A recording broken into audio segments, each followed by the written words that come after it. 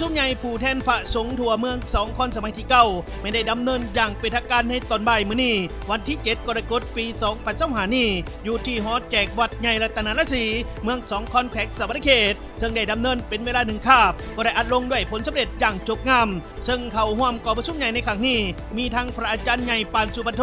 ประธานอปสแขวงสวรรณเขตพร้อมด้วยคณะอปสแขวงมีทั้งประธานของประธานคณะอปสเมือง2คอนมีทั้งคณะสงฆ์เขตทั้ง11เขตพร้อมด้วยเจ้าอธิการวัดที่เป็นตัวแทนให้แก่พระสงฆ์สามเณรทั้งหมด449องค์ส่วนว่าทั้งฝ่ายคฤหัสถ์ก็มีทั้งคณะพักคณะนำของเมือง2คอนมีท่านแก้วสมศักดิ์พิมจักรห้องเจ้าเมือง2คอนพร้อมด้วยบรรดาหัวหน้าคณะหอการองค์การเมืององค์การแนวเราสั่งศาสตร์เมืองและก็มีทั้งตั้งหน้าแผนกภายในแขวงสวรรณเขตมีตั้งหน้าทั้งคณะพักคณะกลุ่มบ้านพร้อมด้วยตั้งหน้าให้แก่ทั้งองค์การปกครองบ้านองค์การแนวเราสั่งศาสตร์ขันบ้านหัวหน่วยธุรกิจสถาบันการศึกษาผู้ทรงคุณวุฒิออกตนญาติโยมได้เข้าร่วมซึ่งกองประชุมใหญ่ครั้งนี้ผู้แทนที่ได้เข้าร่วมไม่ได้พร้อมกันยกสูงความรับผิดชอบและสมสติปัญญาของตนเหตุให้กองประชุมดำเนินไปด้วยบรรยากาศที่ดีและสำเร็จตามจุดประสงค์ที่วางไว้โดยกองประชุมใหญ่ผู้แทนพระสงฆ์ในทั่วเมือง2คอนสมัยที่9ไม่ได้เป็นเอกภาพหับห้องบทสรุปการเคลื่อนไหวของอปสเมืองในระยะ5ปีที่ผ่านมาซึ่งได้ตีราคาด้านดีด้านอ่อนของโครงข้างที่จะต้องได้สืบต่อแก้ไขในต้นหน้าพร้อมนี้ผู้แทนกองประชุมไม่ได้เป็นเอกภาพหับห้องเอาจิตทางหน้าที่และคาดหมายสู่ชนแต่นี่ฮอดปี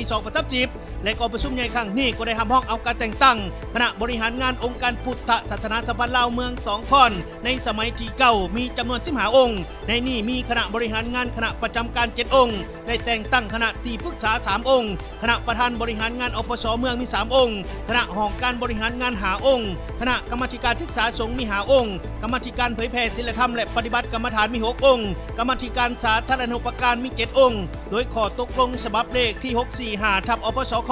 ไม่ได้หับห้องเอาพระอาจารย์บุญจันทร์บุตรคำเป็นประธานอปสเมือง2คอนและได้หับห้องเอาพระอาจารย์มหาสมศักดิ์จันทสโลเป็นห้องประธานผู้ที่1และหับห้องเอาพระอาจารย์คำเสากิ่งศรีดาพรเป็นห้องประธานผู้ที่2และกองประชุมใหญ่ผู้แทนพระสงฆ์ในทั่วเมือง2คอนสมัยที่9ในครั้งนี้ก็ยังได้รับเกียรติอย่างสูงจากพระอาจารย์ใหญ่ปานสุปันโธ